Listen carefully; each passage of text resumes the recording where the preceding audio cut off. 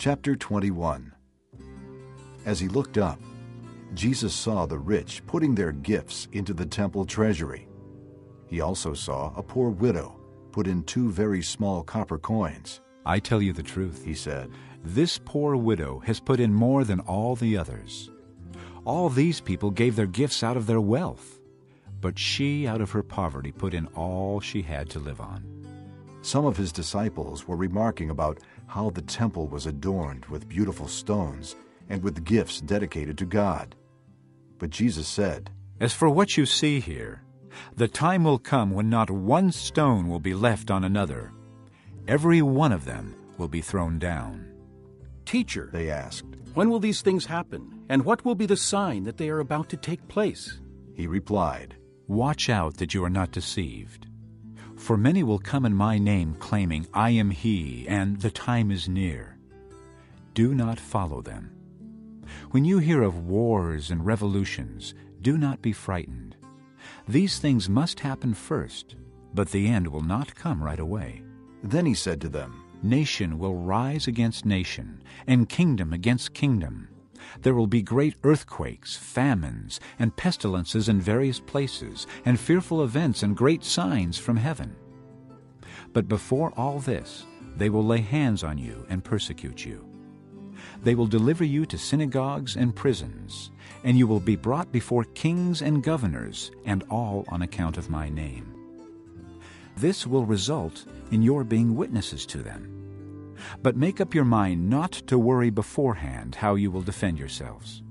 For I will give you words and wisdom that none of your adversaries will be able to resist or contradict. You will be betrayed even by parents, brothers, relatives, and friends, and they will put some of you to death. All men will hate you because of me, but not a hair of your head will perish. By standing firm, you will gain life. When you see Jerusalem being surrounded by armies, you will know that its desolation is near. Then let those who are in Judea flee to the mountains. Let those in the city get out, and let those in the country not enter the city. For this is the time of punishment, in fulfillment of all that has been written. How dreadful it will be in those days for pregnant women and nursing mothers. There will be great distress in the land and wrath against this people. They will fall by the sword and will be taken as prisoners to all the nations. Jerusalem will be trampled on by the Gentiles until the times of the Gentiles are fulfilled. There will be signs in the sun, moon, and stars. On the earth nations will be in anguish and perplexity at the roaring and tossing of the sea.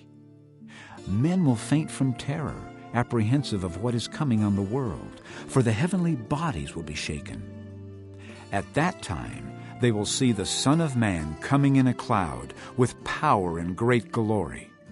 When these things begin to take place, stand up and lift up your heads, because your redemption is drawing near." He told them this parable. Look at the fig tree and all the trees. When they sprout leaves, you can see for yourselves and know that summer is near.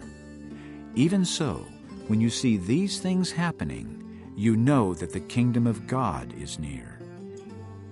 I tell you the truth. This generation will certainly not pass away until all these things have happened.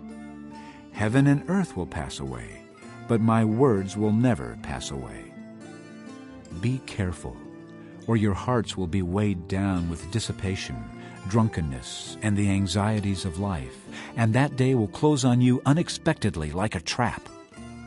For it will come upon all those who live on the face of the whole earth.